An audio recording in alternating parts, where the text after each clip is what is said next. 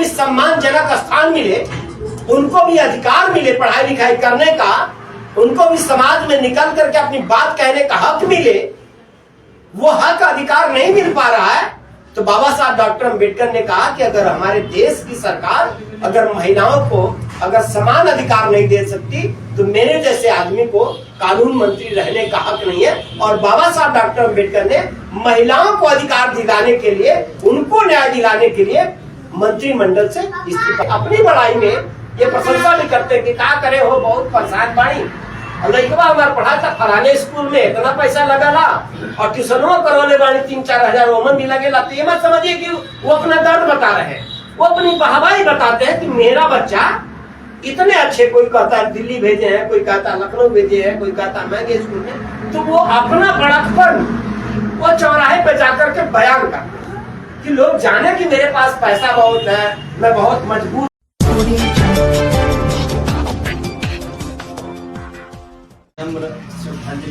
आज का जो दिन है वो पूरी दुनिया में बाबा साहब डॉक्टर अम्बेडकर को याद किया जा रहा है और पूरी दुनिया में आज बाबा साहब डॉक्टर अम्बेडकर के प्रति श्रद्धा सुमन अर्पित किया जा रहा है, श्रद्धांजलि अर्पित किया जा रहा है। और इसलिए बाबा साहब डॉक्टर अम्बेडकर को याद किया जा रहा है कि भारत में बाबा साहब डॉक्टर अम्बेडकर ऐसे महान पुरुष पैदा हुए कि उस दौर में जब बाबा साहब डॉक्टर अम्बेडकर पैदा हुए थे तो समाज में बहुत ही विषमताएं और बहुत ही गैर बराबरी थी और बहुत सारे अधिकार सबको मिला नहीं था। तो उस दौर में जब बाबा साहब डॉक्टर अम्बेडकर अपनी पढ़ाई लिखाई करने के लिए जब आगे आए तो आप खुद सोचिए कि परिस्थितियां ऐसी थी उस टाइम देश में, और उस टाइम देश के अंदर इस तरह से कुरीतियों ने देश को जकड़ के रखा था कि बाबा साहब डॉक्टर अम्बेडकर को पढ़ने के लिए, पढ़ाई करने के लिए बहुत ही कठिन परिश्रम करना पड़ा, अपमानित होना पड़ा और तकलीफें उठानी पड़ी। और आप सब जानते हैं, मैं कोई नई बात नहीं बता रहा हूं कि संघर्ष इतना गंभीर था कि बाबा साहब डॉक्टर अम्बेडकर पढ़ना तो चाहते थे लेकिन उनको मजबूर किया गया था उस दौर में कि स्कूल के बाहर भी उनको बैठना था। लेकिन आप सोचिए कि जिस व्यक्ति को पढ़ने से रोका गया, जिस व्यक्ति को स्कूल में सबके साथ बैठने से रोका गया, वही व्यक्ति अपनी लगन, अपनी मेहनत और अपनी निष्ठा, लगन और अपनी प्रतिभा के दम पे उस व्यक्ति ने इतना ज्ञान अर्जित किया, इतना पढ़ाई किया कि आज बाबा साहब डॉक्टर अम्बेडकर के पास जितनी डिग्रियां हैं, आज भी भारत के अंदर कोई व्यक्ति नहीं पैदा हुआ जो उतनी डिग्री हासिल कर सके। और सोचिए कि जिस व्यक्ति को पढ़ने से रोका गया हो वह व्यक्ति इतना ज्ञानी होता आगे चल करके कि भारत का संविधान अगर लिखने की बात आती है तो कोई और व्यक्ति नहीं, वो बाबा साहब डॉक्टर अम्बेडकर को जिम्मेदारी मिलती है, वो दायित्व मिलता है हमारे देश में। और बाबा साहब डॉक्टर अम्बेडकर ने भारत का संविधान लिख करके भारत को दिया। और जो संविधान बाबा साहब का है वो पूरी दुनिया में सबसे बेहतर संविधान आज माना जाता है। तो उस महापुरुष को आज हम याद कर रहे हैं जिसने भारत का संविधान बनाया। और उस संविधान में देश के हर गरीब, हर जो शोषित है, हर जो वंचित है, जो हर गरीब है, हर मजदूर है, उन और हर समाज की जो महिलाएं, उन सब लोगों को बाबा साहब डॉक्टर अम्बेडकर ने जिन अधिकारों से जो लोग वंचित थे और मानवीय अधिकारों से वंचित थे, वो सारा अधिकार बाबा साहब डॉक्टर अम्बेडकर ने दिए। कुछ लोग बाबा साहब डॉक्टर अम्बेडकर की जब बात करते हैं तो उनके दिमाग में आता है कि बाबा साहब डॉक्टर अम्बेडकर ने सिर्फ दलितों के लिए काम किया। और बहुत सारे लोग ऐसी बात कह भी देते हैं, भावावेश में कह देते हैं, लेकिन ऐसा नहीं है कि बाबा साहब डॉक्टर अम्बेडकर ने सिर्फ दलितों के लिए काम किया। उस दौर में, उस जमाने में आप सोचिए कि जब महिलाएं, वो हर जाति, हर वर्ग, हर समाज की महिलाएं, जिनको घर से बाहर निकलने का हक नहीं था, जिनको पर्दे के बाहर निकलने का हक नहीं था, जिनको समाज में पुरुष के साथ कंधे से कंधा मिला करके चलने का हक नहीं था, जिनको पढ़ाई लिखाई करने का हक नहीं था, वो अधिकार, चाहे वो दलित समाज की महिला हो, चाहे पिछड़े समाज की महिला हो, चाहे अपर कास्ट की महिला हो, चाहे मुस्लिम समाज की महिला, उन महिलाओं को भी स्कूल में जाकर के बराबर में बैठ करके शिक्षा लेने का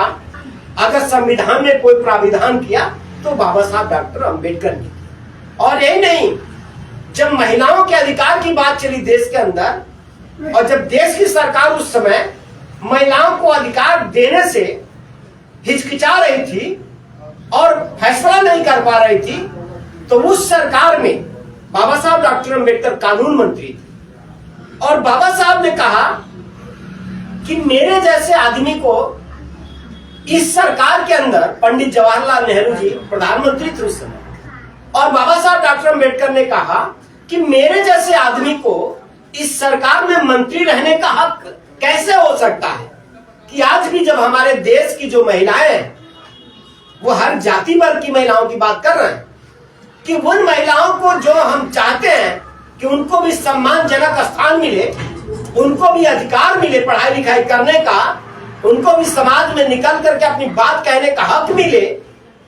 वो हक अधिकार नहीं मिल पा रहा है। तो बाबा साहब डॉक्टर अंबेडकर ने कहा कि अगर हमारे देश की सरकार अगर महिलाओं को अगर समान अधिकार नहीं दे सकती, तो मेरे जैसे आदमी को कानून मंत्री रहने का हक नहीं है। और बाबा साहब डॉक्टर अंबेडकर ने महिलाओं को अधिकार दिलाने के लिए, उनको न्याय दिलाने के लिए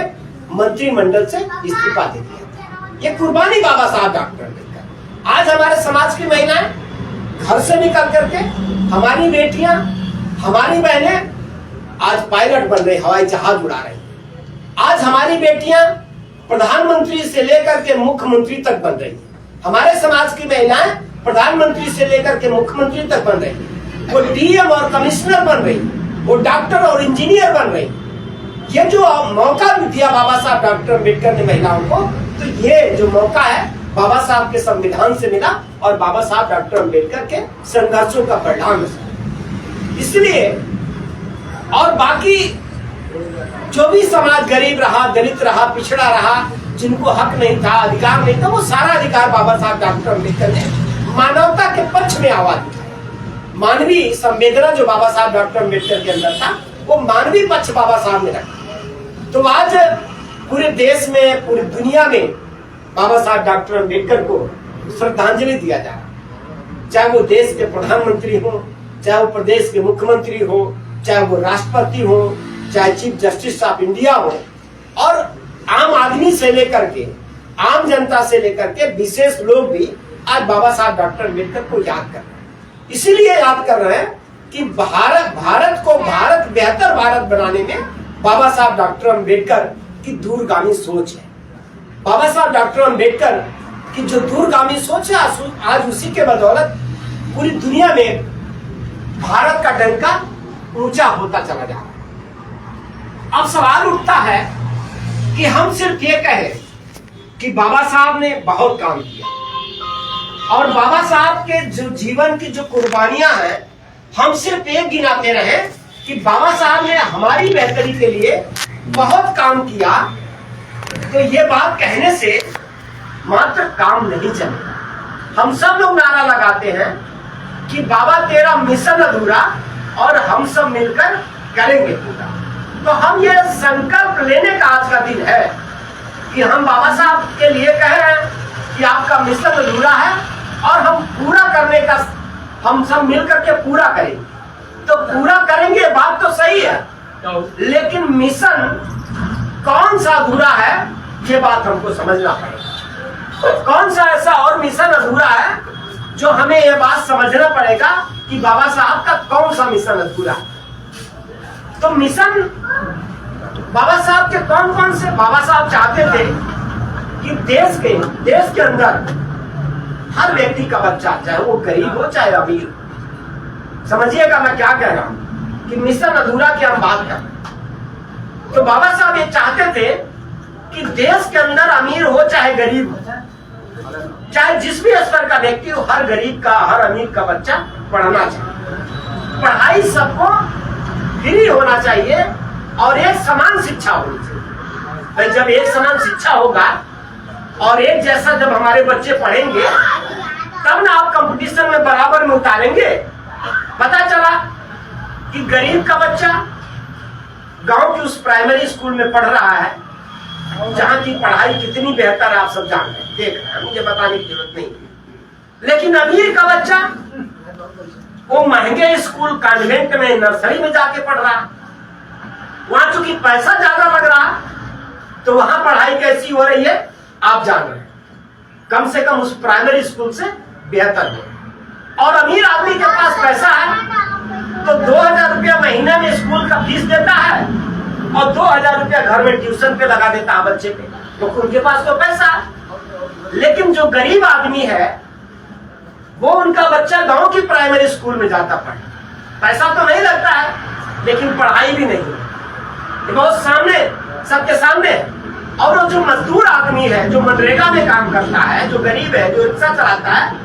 उसके पास 200 रुपया भी नहीं है कि अपने बच्चे को घर पे स्कूल से आने के बाद वो ट्यूशन का टीचर रख सके, क्योंकि 200 देना पड़ेगा तो उसका वो नहीं दे पाएगा। तो एक बच्चा वो है